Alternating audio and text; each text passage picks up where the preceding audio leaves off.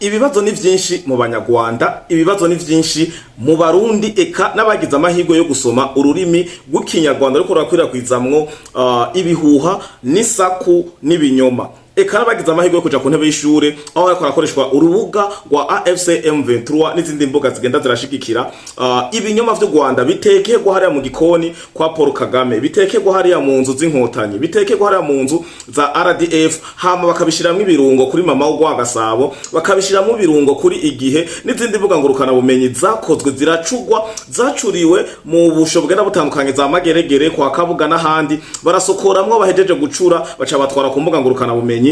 Gende muririmbe Paul Kagame, muririmbe u Rwanda, muririmbe RDF, muhayagize AFC M23 ko ikomeye itazopfa yaravuye muri Kongo, urugamba ari furu hari ari wabo ngo bagwana nk'intare, ariko je nababwiye kari mbwebwe za Sarambwe, ni nyenzi za Sarambwe, aka kazi ni nyenzi mwibuke kari bo bakihaye. Ubu rero inyenzi zongeye gusara zisarira mu burasirazuba bwa Kongo. Ibinyoma rero igituma bariko barakoresha strategy y'ibinyoma, benshi ko baribaza none nimba vy'ukuri izi mbwebwe za Sarambwe zikomeye nkuko zibivuga, nimba vy'ukuri zifuza gufata Uvira, aha niho tugomba tugaruke rero kube kiyo korakoresha strategy y'ibinyoma. Umusirikare ageze hatangura kuzara arahimba ibinyoma, aforja acura, biba vyifashe gute ku murongo w'urugamba. Jemeruka gukora ibiganiro ndababwira ati intambara muri Kongo yararangiye, intambara mu burasirazuba bwa Kongo yararangiye, yarabananiye, ahubwo ikintu gisigaye mu Kinyarwanda bakunda kuvuga ati ni kimwaro, ni bimaramare, basigaranye biyumvira strategy y'ukungene bosohoka nk'intore, y'ukungene bosohoka nk'abantu b'abagabo, y'ukungene bosohoka biciye ku meza y'amasezerano, biciye mu masezerano bazavuga ati twaramunyaye Tshisekedi, twaratsinze Kongo, murabona ko yadusinyiye by'ubucuruzi, yadusinyira by'amasezerano y'amahoro n'ibindi byinshi bigenda bitandukanye. Ndabibutse ko no munsi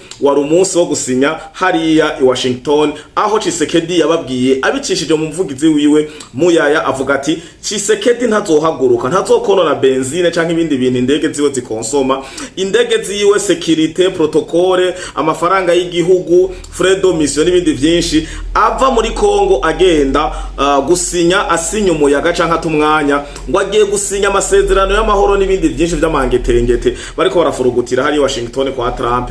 Ntabonye ikirenge c'umusirikare wa nyuma wa AFC M23 ariyo RDF twigwaneho Redi Tabara FNL yanza bampema, asohoka Kongo, asohoka RDC, ari hakurya kurubibe hakurya y'urubibe rwa Kongo rwa RDC n'u Rwanda. Sinzopfa narahagurutse mva ngaha muri Kongo nja gusinya, kandi ndamukengurukire cyane Tshisekedi, nkengurukire na leta yiwe yavyubahije base kugenda gusinya. Naha hari ikindi kinyoma cacuzwe na wa muntu nyene wa hariya mu Rwanda hakurya Kanyaru, umwe akunda kuvuga cyane, wa mutono umwe yitonesha Olivier Duhungirehe, umwe yakuriye mu Bubirigi kumvo z'ubuhungiro no kumvo z'uko abavyeyi biwe bahitanwe n'abanyene mu nkotanyi, ariko akagaruka yambaye uruhu rw'inkotanyi hanyuma agacongera akazibera karimi gasosa. Olivier Duhungirehe nawe nyene turamuza ko iruhande y'i drone n'ibindi byinshi bako barakoresha ibinyoma ni byinshi muri uno mwanya u Rwanda ariko rakoresha na AFC M23 kugira gwizeze ko urugamba canke ubushobozi bakibufise, ariko ikigaragaza ko ubushobozi atakabagwa kifise Tshisekedi asigaye asiba. Tshisekedi Doha aravyanka, Tshisekedi agenda hehe akavuga ati no uko kare byari ibintu byo kuvuga ati mutagize ibintu tuzogira ibi.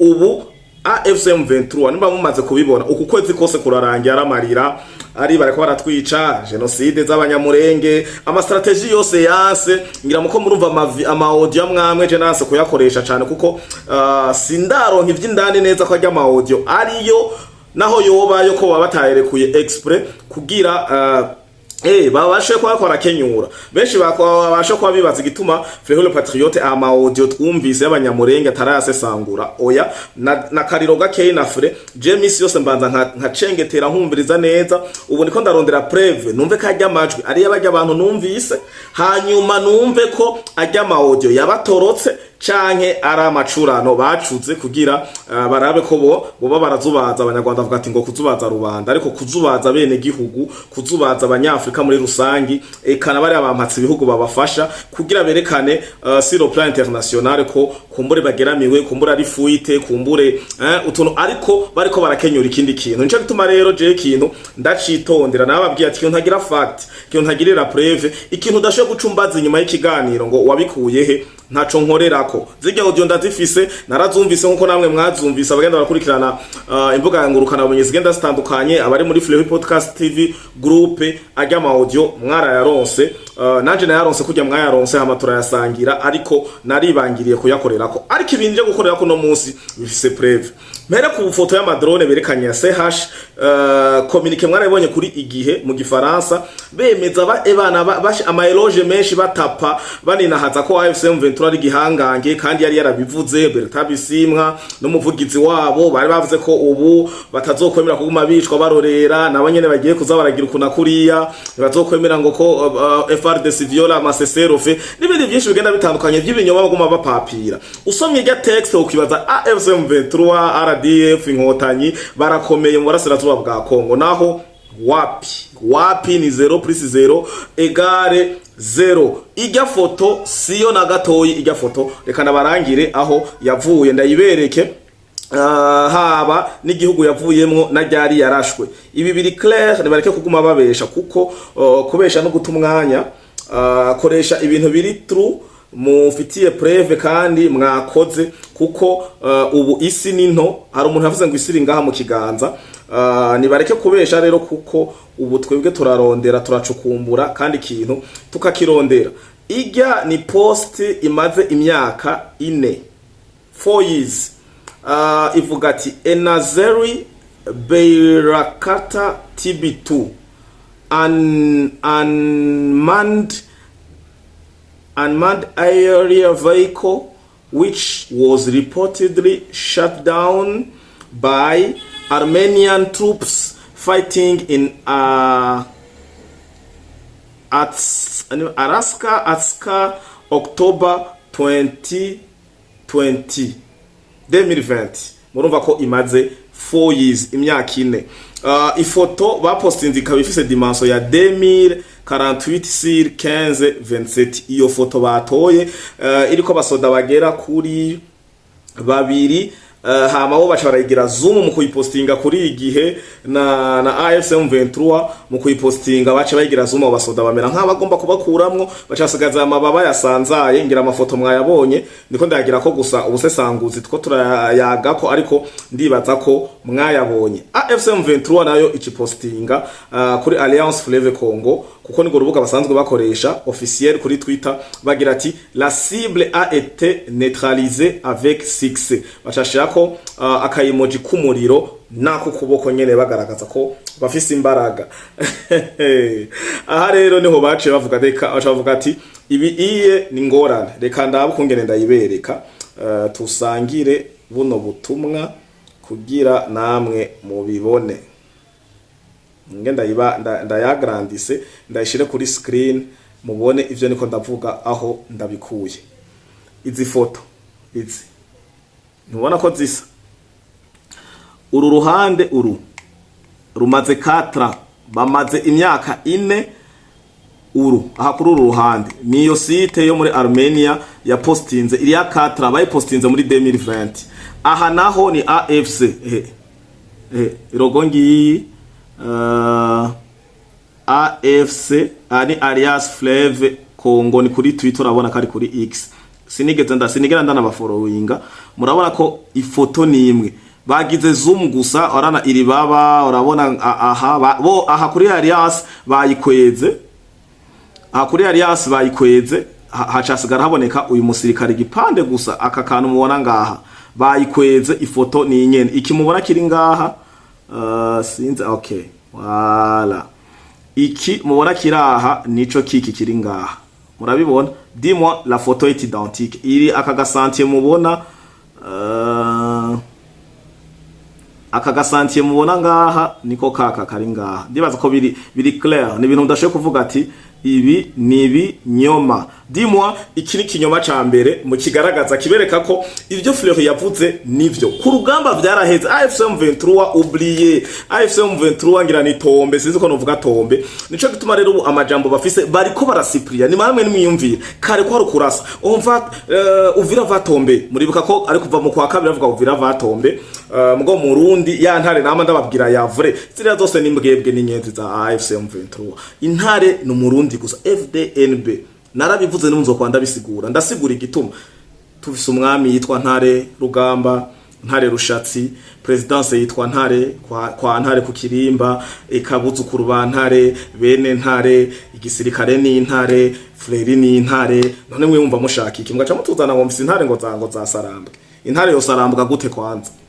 Intare kari gikoko gituza hageze ko gihiga kiripanga kikamenya gihiga sangapi gihigirahe. Intare ya ronsa karasiyo iratekereza ikicara. Hama ngo intare za Sarambwe. Intare yo Sarambwa gute? Intare ni Sarambwa, ni inyenzi za Sarambwe n'imbwebwe za Sarambwe. Nta bindi affaire termine. Iki ni kinyoma rero yanje kubabwira ati iki kiri mu binyoma bimwe bigaragaza ko bari faible. Kugira umuntu atangure kuzarabesha ku bintu by'urugamba ufise inkoho n'undi afise inkoho murarasana, hanyuma ufise ibikoresho byinshi ubwo bwirinzi nibiki mbenda babatse kugira bakorore drone ba ecologique ubwirinzi bwose ko bwabaye futi babuhejeje ariko twatanguye kujanjagura turajanjagura hama tutangura kubopera mbetse ga drone z'agasakisaki ama video babarasaba bakurasaba gusuzugura banza kugufirma bakagupirona mu myobo mukinjira mu gahangayika mwoba hageze uno munsi kariho mukorora drone bijya vyarabaye nta drone mwakoroye n'ububeshi. Rero ibi birerekana faiblesse. Ndibaza ko abari ko murakurikirana kino kiganiro buna gusesanguze mwese muratahura ko ni kinyoma ni faiblesse ahubwo batangwe kuzabara uye intambara yabigeze muri photoshoot igeze muri intelligence numérique ubari bafise umungira bafise sinzigira mu PhD yayize ibintu vya AI ibintu vy'ama intelligence artificielle ubu nta kindi kintu bajejwe no guguma biyumviriye mbe musoda wo mu Burundi bameze gute abayambaye gute aeroport yo mu Burundi. Ikindi kinyoma rero ngarukako naco nyene kandakigireko muribuka ko bagumye bavuga ati aeroport yo Burundi yafashwe igihe bakavuga mama wo gwa Gasabo burya butivi bwo buto ndabubabarira kuko bagana imfungwa zaje kuraba ko zomarira ibifungo vyabo biriko barahimbaza Kagame bahimbaza inkotanyi kugira barabe ko barabayeho bage bonda nababarira kuko ndanabitahura nta kundi bogira mugo umuntu nka Scovia umuntu nk'igihe abantu nkango za Rwanda wote n'ibindi vyinshi vyandakutakiye ngo aeroport y'u Burundi yafashwe nabande yafashwe sangapi habaye iki nje tandababwira ati ibintu vy'amajambo nshimire cyane baratuza umuvugizi w'igisirikare cyo Burundi neje ariko arishura bamubaza byo mu minembwe yarababwiye ati akarimi ni inzoka za Sarambwe tipe ni inzoka za Sarambwe. Rero urugamba hariya muri Kongo rwabarangiranye ndeke kubarambira kuri no sije ya aeroport nayo nyene mwarabonye ko yari systeme yo kubesha kudeklara amareisite atariyo kandi umuntu atangura kuvuga ati uzuraba umwana yayobewe canke afise faiblesse canke yokijuju kwishure kadukoreshe nta mwana yokijuju ariho afise yo faiblesse gusa muri ico gihe habaye faiblesse ashe kuba uwa 91 afise pourcentage nka 17 agaca curika agacha kuvuga ati nabaye wa 17 vise amanota 91 kwijana nivyo Rwanda ariko rakoresha. Okay, kukindi kinyoma ca kabiri ca gatatu ni kinyoma Olivier Duhungirehe wa wundi nyene asosereza leta y'u Rwanda yakoze yanditse avuga ku gituma batagiye i Washington.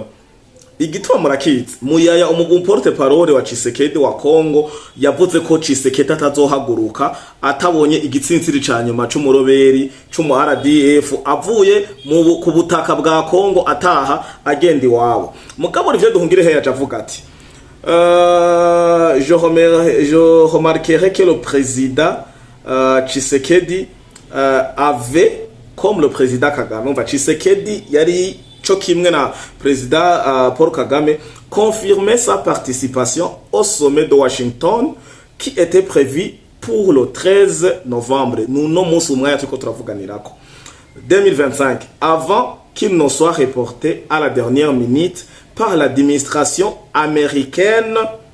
Point les trois parties sont en train de rechercher une autre date qui correspond à leurs agendas respectifs. Olivier Duhungirehe. Ibi byose ni binyoma.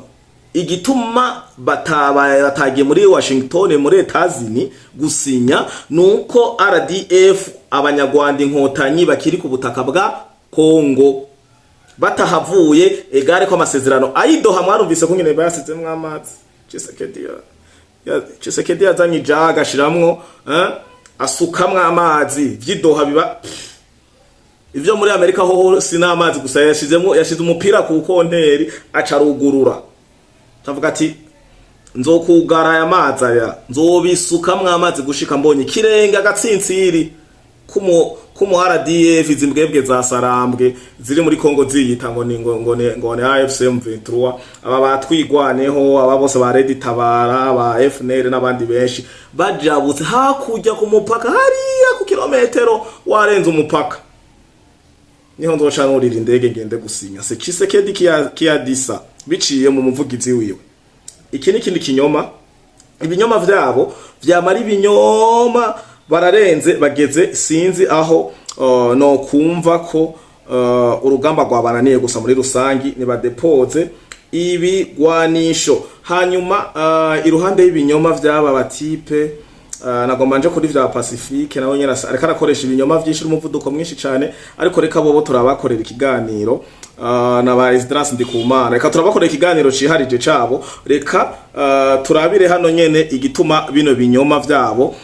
Ndibaza ko twese twamaze gutahura igituma bakoresheje amafoto atariyo ya drone, kandi ni politike yabo yo kuva kera bamye batangaza ibintu bitari ivyo, kandi muca musubira inyuma mu video yose ibiganiro twagiye turakora haba kuri Free Podcast TV canke n'abandi basesanguzi bose bagaragaza ububeshi. Ubu ubwambure bwabo nababwiye ati kunkende gumiduga hejuru ni kwigaragaza ubwambure bwayo, kandi ubwambure bw'inkoko ubwerekwa n'umuyaga. Ubu bako bari expose ku muyaga. Ubu nta confiance nababwiye ko bamaze kubona ko ata valeur ata gaciro nta jambo. Ubu Kagame ari mu bihugu byo muri Afrika, yagiye kwa Dumbuya, abandi abatuma muri Maroc, abandi abatuma sinzi na hehe. Ubu ari karagira rero ari kariyariya hamwe n'ibihugu byo muri Afrika arabe ko hogira ikivamwo. Kubera iki Iburayi basebuja bamusheshe. Ikindi kinyoma kiko kiratraininga ni kike twasesanguye bavuga ko iga ni strategy yo kugira barabe ko bo declara ama access y'Osea hama bace bavangana na Tanzania. Ni ibintu babwiye, ni ibintu biri clair. Hajya bako bavuga biriya vya Indian Port hariya muri Kenya basotera Tanzania. Ibi biri clair kandi ndatsko duciye ubwenge kuva dutanguye gukanurira. Ubu twese turi clair yaba generation Z yaba papa yaba basore aba mama eka abarundi muri rusangi n'abanyarwanda n'abandi bose bumva runo rurimi dukoresha. Nizere ko ubu twatanguye kubona urugamba ruja, urugamba rw'amasaso n'ubu ndabasubiriyemwo kuri tere hariya. None muguma mubona nka ryari nabonye imasisi hafashwe abasirikare bagera kuri 69.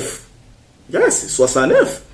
Mwarabonye mama wo Gasabo bavuga ko bamaze gufata au total aba AFC M23 zimbwebwe zitanga kuri FARDC Wazarendo ku Barundi n'ahandi hagenda hatandukanye bemanga bakavuga ko bamaze gushika ku gitigiri c'amajana 577. Gende muri kuri mama wo Gasabo. Urumva rero affaire termine kuri tere, kuko je ndakubwira ati je mfise inkoho na ofisi nko turiko turagwana, ndakubwira ngo dushire hasi tuyagike ndagututura cyangwa kanutura. Rero ibintu by'ibiyago yago by'agasakisaki ndababwiye AFC M23 ikiremereye, igifise aba alliés international, igifise abayigaburira, bayiha imiti, bayiha amafaranga, bayiha amakaske, amajire par bare n'ibindi byinshi bigenda bitandukanye. Ubu abo muri ko murabona hari ziga munzu mubona bambara wapi babakwita bya bisarubeti nyene bya training nye mubona ngo ariko baraforoma aho baforoma ngira bagaca bakoresha nyene na AI intelligence artificielle bakagwira kumbure uko marara kandi bwo bubandi basigaye bafise. Nta wundi muti nyene tubafata uko, ariko ku rugamba hariya byanse. Wazarendo nishimwe ingufu nyinshi, FARDC ishimwe ingufu nyinshi, n'abafatanya bikorwa babo bakubita umushenzi